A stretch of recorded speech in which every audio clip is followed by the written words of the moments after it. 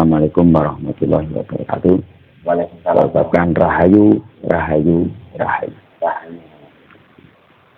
Haji Soko ini sebetulnya pengembara, pengembara yang datang untuk membasmi kebatilan, gitu. Nah, dan saat itu ada seorang atau sebuah kerajaan namanya Kerajaan Medang Kamulang. Medang Kamulang. Yang rajanya yang bernama Prabu Dewata Cengkar. Prabu Dewata Cengkar ini raja tapi manusia tapi pemakan manusia juga. Yang raja pemakan manusia. Jadi manusia makan manusia. Hingga seperti buto. Apa awalnya besar? Betul. Dan digambarkan yang namanya Dewata Cengkar ini bertaring. Nah, itulah. Nah, kemudian itu awal dari Dewata Cengkar tersebut, kenapa kok bisa makan manusia? Kan gitu. Awalnya begini. Karena tadinya Prabu Dewata Cengkar ini juga makannya biasa, Mas, normal, seperti kita semua. Makan nasi, makan sayur juga. Nah, tapi suatu saat juru masak tersebut waktu pas ngiris sayur, misalnya ngiris rajang kacang misalnya, atau menumis kacang, tangannya kesilet, kena pisau, otomatis berdarah. Dan darah ini menetes di sayuran dan ikut dimasak. Ternyata rasanya enak karena ada darah tersebut. Akhirnya ketagihan.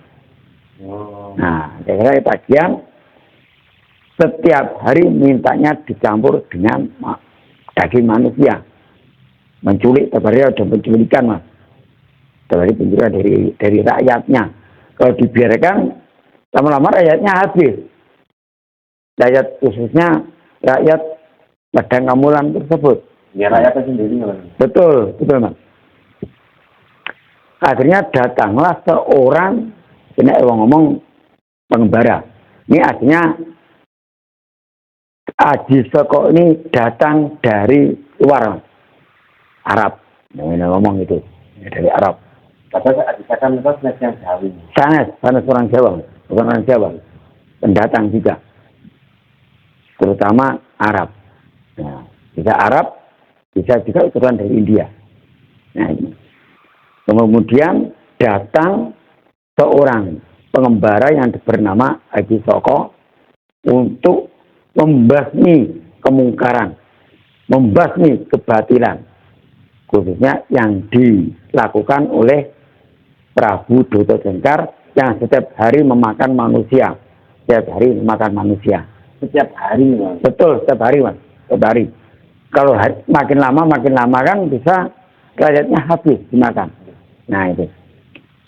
Dan kemudian datanglah pengembara yang bernama Haji Soko. Nah, itu, Mas. Dia menawarkan diri untuk dimakan. Nah, yang lain rakyat banyak yang mengungsi. Malah dia datang menawarkan diri untuk dimakan. Ini dengan taktik beliau begitu. Nah, rencana, betul. Kalau dia untuk perang kan mungkin kelamaan. Baiknya dengan taktik beliau. Karena beliau juga orang yang cerdik dan pintar. Akhirnya Haji Soko menawarkan diri dan menghadap kepada Raja Dewata Cengkar, menawarkan diri untuk dimakan. Nah, tapi ada satu syarat. Saya minta syaratnya, kalau kita mau dimakan, tapi saya minta syarat. Syaratnya apa? Aku lek mati belum kuburan. Minta tanah satu rombone sak ini. Copotne surbane. Nah, itu dukur. Nah, dukur cek. 3 merono, 3 terus. Di Dewata Cengkar iki karo nggawa kain niku mundur dan tidak sadar sampai jauh, sampai ke pesisir selatan, sampai ke pinggir jurang pantai laut selatan. Nah, gitu. Nah, Dan kemudian dikibaskan sorbannya Aji Saka, terlemparlah Prabu Dota Cengkar ke samudra. Nah, dan akhirnya kerajaan Padang Kamulan dikuasai oleh Aji Saka tersebut. Nah, dan Aji Saka punya abdi yang namanya 3 orang.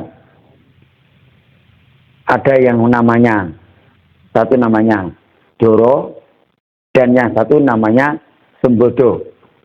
Dan Sembodo ini yang ditinggalkan di tempat pertapaannya dengan merawat satu pusaka. Nah, pusakanya dirawat oleh Sembodo. Dan Doro ini selalu mengikuti perjalanan beliau. Kemana beliau pergi, diikuti oleh Doro, abdi yang paling setia. Nah, dan suatu hari Doro ini diperintahkan oleh tuannya untuk mengambil pusaka. Betul. Nah, Aji Saka menjadi raja di Padang Kamulan. Dan akhirnya abdi tersebut, Doro, diperintahkan untuk mengambil pustaka yang dipegang atau yang dirawat oleh Sembodo.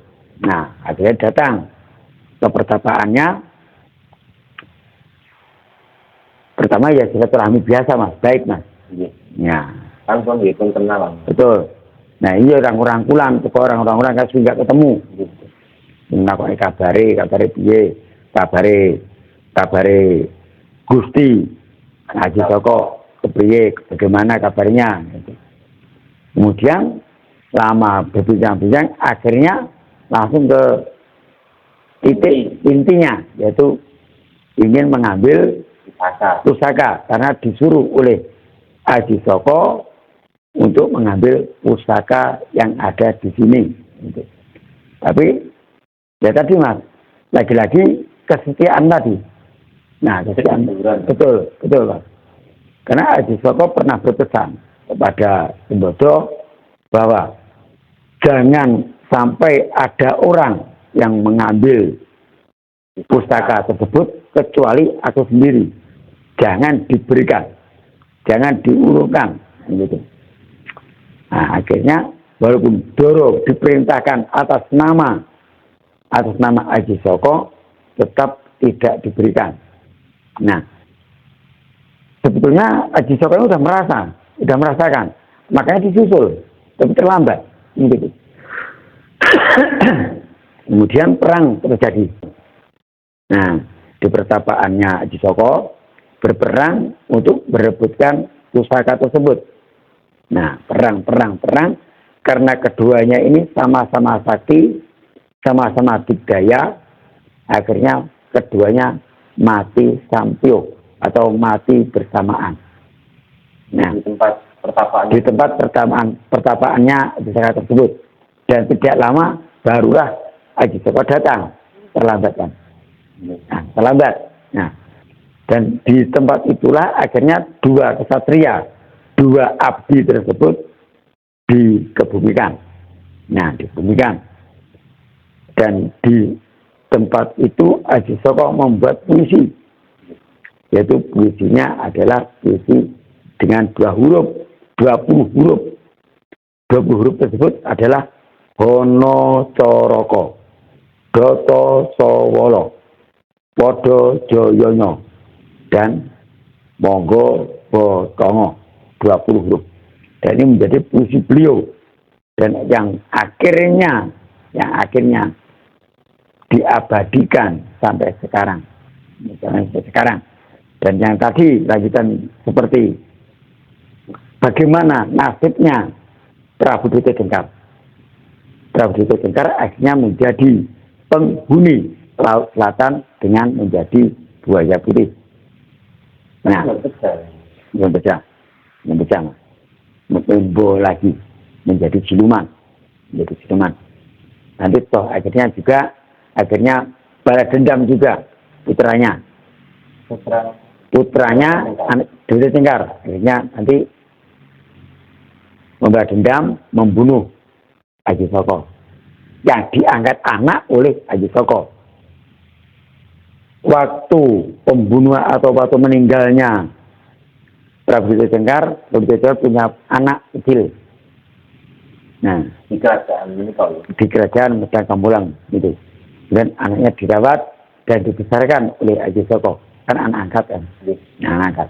Yang dibesarkan dan setelah besar sudah mengetahui siapa pembunuh ayahnya, dia dibunuhnya lah Aji Soko. Nah itu. Jadi Aji Soko itu meninggalnya karena dibunuh oleh anaknya Prabu Joko Tengkar. Nah itu mas. Nah, akhirnya kamu dalam di jabatan sekarang itu menjadi sekarang. betul beda menjadi siluman, gitu mas. Ya, karena banyak versi mas. Versi di film, versi di ketoprak, dan versi yang lain. Dan di sejarah pun versinya juga lain-lain. Nah, Prabu Joko Tengkar ini dan Aji Soko ini juga seperti tadi artinya Wonosoroko tadi juga banyak versinya. Kalau versinya Aji Soko tadi versinya yang dibawa seperti di bangku sekolahan. Wonosoroko artinya ada utusan. Jadi yang itu siapa? Doro tadi diutus untuk mengambil pusaka. Ya betul. Goto Sowolo banjir tukaran, kemudian berkelahi dengan saudaranya sendiri, Doro dan Sembodo tadi artinya berkelahi. Nah, Podo Joyono, mereka sama-sama sakti, karena yang diikuti oleh juga orang sakti, Aji Soko orang sakti, orang ampuh, nah itu. Nah, jadi tidak ada yang kalah dan tidak ada yang menang. Podo-podo dijayane. Nah, akhirnya monggo bodo sama-sama menjadi batang. Nah, itu sama-sama menjadi batang. Podo-podo jadi batang. Nah, gitu. Nah, di dalam kata-kata itu masih ada kata-kata yang indah. Masih ada kata-kata indah. Bisa dikatakan apa memang? Aji Soko menikah pujangga pertama ya. Pujangga masih juga gini mas. Sebetulnya kalau seperti perjalanannya Syekh Subakir. Nah, itu lah. Kan masih jauh. Jauh. Kalau Syekh Subakir kan abad ke apa? Abad ke 14, 15 Syekh Subakir. Nah, itu. Misalkan abad ke-4. Abad ke-4. Ini di zaman kerajaan Madang Kamulan dan sebelum ada kerajaan Pengging.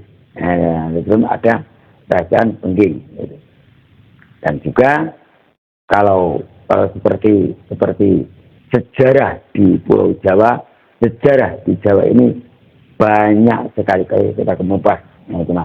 Dan juga karena ada juga istana, bahkan bukan cuma istananya manusia, bahkan ada kerajaan jin, kerajaan makhluk halus.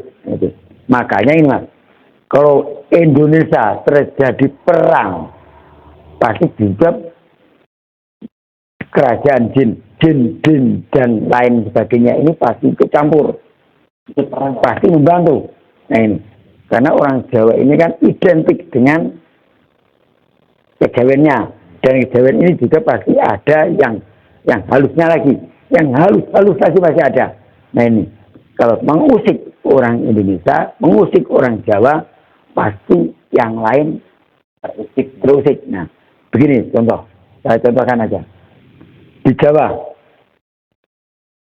contohnya satu aja, Gunung Merapi.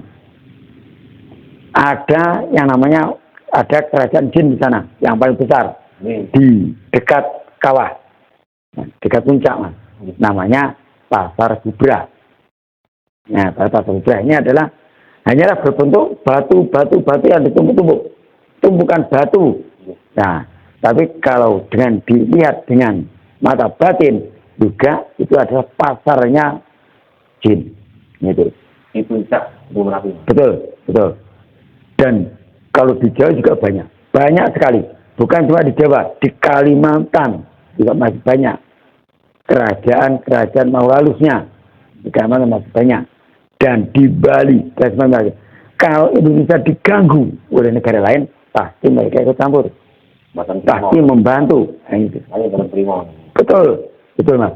Karena orang Indonesia ini bisa berdialog dengan makhluk halus. Itu dialog. Katanya kalau ada yang mengambil menganggap syirik atau apa, itu monggo. Ini karena kepercayaan masing-masing. Tapi nyata loh. Sebenarnya betul Mas. Tanpa alat komunikasi berupa handphone loh. Nah, seperti ya, ampuh. Belah ya, ampuh. Tanpa alat ini kok. Tanpa ada telepon. Nah, tanpa telepon. Hanya melewat batin. Telepati. Betul. Dengan sarana dengan harum-haruman seperti kemenyan, dupa, bunga dan lain sebagainya. Minyak wangi. Minyak apa nih? Selarang Mas. Gelis malahan. Berarti minyak jafaron. Minyak jafaron 1 milinya saja sudah 300.000. 1 mili 300.000. Nah itu. Kalau 1 botol. Nah itu Mas. Nah itu. Dia minyak jafaron. Juga ada lagi minyak gaharu. Minyak sakti. Gak usah.